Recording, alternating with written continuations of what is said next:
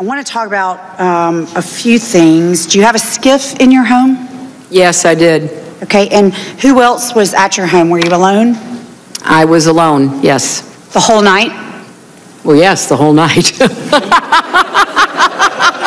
I don't know why that's funny. I mean, did you have any in-person briefings? I don't find it funny at all. I'm sorry, a little note of levity at 7:15. Well, I mean, the reason I say it's not funny is because it went well into the night when our folks on the ground were still in danger. So I don't think it's funny to ask you if you were alone the whole night. Congresswoman, you asked if I had a skiff. I had secure phones. I had other equipment that kept me in touch with the State Department at all times. Vertigo, they can have forgetfulness. Is that video we're showing a seizure? Well, maybe it certainly could be. Watch it right here. Let's just watch it closely here. Watch the reporter back right there. You see the look, and it goes on and on and on. That is, to me, bizarre. There's certainly some neurologic issue going on depending on when this tape was taken, but 30% of the patients that have some sort of the post-traumatic injuries, they can have cognitive issues, forgetfulness. Sometimes they can forget words. The brain freezes. So I can show, just to be clear on, I talked to a top epileptologist today, a seizure specialist, one of the top in the country, that does not think that's a seizure. So I want to be clear. We need the records to be able to make those determinations. About 90 minutes in, Mrs. Clinton left, saying she felt overheated. Before she was taken to her daughter's apartment, a camera captured Mrs. Clinton appearing woozy and losing balance as she was escorted into her SUV. A short time later, she emerged from her daughter's apartment. How do you feel? Feeling great. Feeling great. When you look at that collapse, that video that was taken, you wonder if it's not more serious. No, than dehydration. She's been, well, if it is, it's a mystery to me and all of her doctors. Rarely, but on more than one occasion over the last many, many years, the same sort of things happened to her when she just got severely dehydrated. And she's worked like a demon, as you know, as Secretary of State and as a senator, and in the years since. It's chaotic, but law enforcement's trying to make sense out of it. They're trying to obviously not let something happen again in the next 10 minutes, the next hour. This is an NBC News special report. Here's Lester Holt.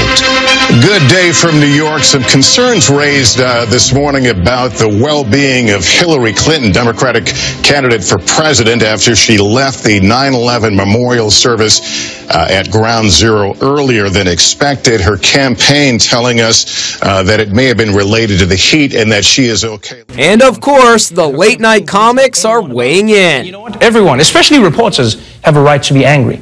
You know, as does everybody else who Hillary kissed and touched this weekend. Yeah, look at her, handing out pneumonia like it's a free sample at Costco. Would you like some pneumonia? Trump has refused to attack her while she's sick, and he even said that he hopes she feels better.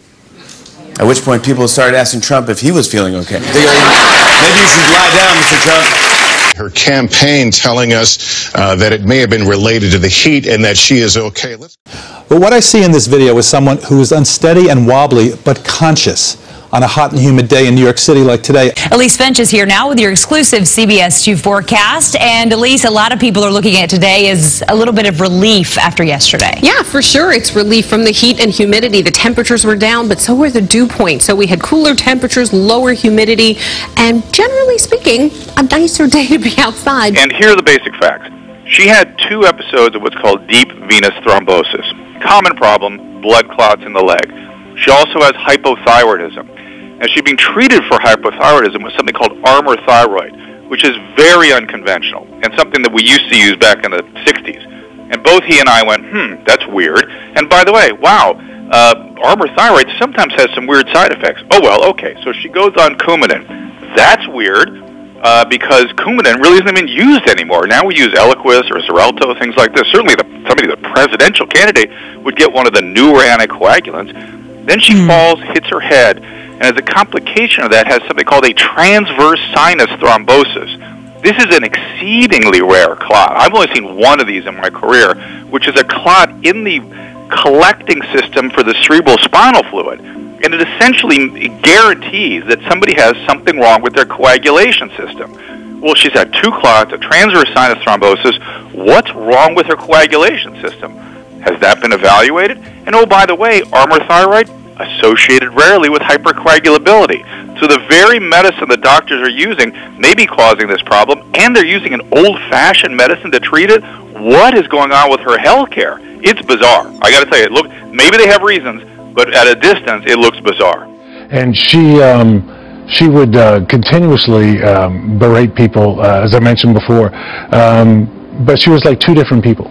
Again, she would be polite and nice to everybody when the cameras were on, and then when they were off, she was just cold, distant. Seconds later. Just almost instantly. I mean, that's what I've experienced quite a few times.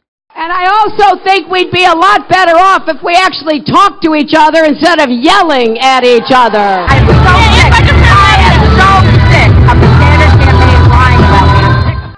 She does seem angry a lot. Right. And you're saying behind closed doors when nobody's looking, she's that angry person always. Or mostly. Or distant, cold. What I've been looking at there, Sean, doesn't concern me too much. That's her being a politician. The kind of anger I'm talking about is where she just almost can't even complete a sentence. She starts yelling, screaming, cussing. I talked in the book how she... By the way, mistreating people in their positions. Sure. All the time. Yes, the uniformed division officers, agents. So this is like you're describing a phony, fake, fraudulent human being. Absolutely. All right, let me give you an example. This is Hillary, saying she remembers landing under sniper fire when she went to Bosnia. This is what she said. I remember landing under sniper fire.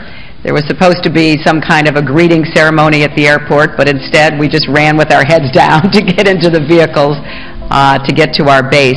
Great image making, but here's the problem. We have the real video, and this is it. This is Hillary arriving not under sniper fire, but she walks up to a group of young girls who give her flowers and give her gifts. That's not exactly sniper fire. So is that the person you're trying to warn America about? Yes. Explain. In other words, she sits with an interview with Bill. You think they're the happiest couple together. The light goes off. She hates him. Right. I don't know if she hates him or not, but I will tell you that the example you just showed there is a perfect example of anybody that worked around them in the Secret Service. When they saw that, they knew they started laughing their faces off because they knew that was a flat-out lie. Secretary Clinton said there was nothing marked classified on her emails, either sent or received. Was that true? That's not true. Secretary Clinton said I did not email any classified material to anyone on my email. There is no classified material. Was that true? There was classified material emailed. Secretary Clinton said she used just one device. Was that true? She used multiple devices. Secretary Clinton said all work-related emails were returned to the State Department. Was that true? No, we found work-related emails, thousands. Did her lawyers read the email content individually? No. The internet is lighting up with conspiracy theories claiming this is not Hillary Clinton, but a body double. Hillary seemed in good spirits as she emerged from her daughter Chelsea's apartment Sunday after collapsing at the 9/11 memorial ceremony. But the Twitterverse erupted. Nose looks very different. This isn't Hillary. Another conspiracy theorist noted the absence of any obvious Secret Service agents close by when Hillary walked out of Chelsea's apartment building. Some citizen sleuths claim the woman emerging from Chelsea's apartment was actually this woman, Teresa Barnwell, who's the spitting image of the presidential candidate. And Teresa added fuel to the fire when she posted a photo of herself outside the apartment building wearing sunglasses with the caption, "Maybe I was in New York."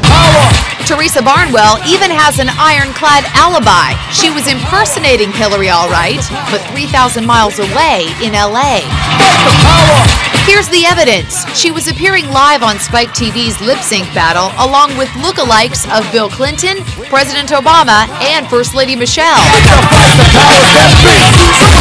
Why did you post that tweet? Just to kind of mess with people because of this rumor that had started that some kind of body double had come out of the apartment instead of the real Hillary. She's worked like a demon, as you know, as Secretary of State and as a senator and in the years since. Now, one of the things that I have learned about Hillary Clinton is that one of her heroes, her mentors, was Saul Alinsky. And her senior thesis was about Saul Alinsky. This was someone that she greatly admired and that affected all of her philosophies subsequently. Now, interestingly enough, let me tell you something about Saul Alinsky. He wrote a book called Rules for Radicals. On the dedication page, it acknowledges Lucifer, the original radical who gained his own kingdom. Now, think about that. This is a nation where our founding document, the Declaration of Independence, talks about certain inalienable rights that come from our Creator. This is a nation where our Pledge of Allegiance says we are one nation under God. This is a nation. This is a nation where every coin in our pocket and every bill in our wallet says, "In God we trust." So are we willing to elect someone as president who has as their role model somebody who acknowledges Lucifer? Think about that. The secular progressive agenda is antithetical to the principles of the founding of this nation. And if we continue to allow them to take God out of our lives, God will remove himself from us. We will not be blessed, and our nation will go down the tubes. And we will be responsible for that. We don't want that to happen.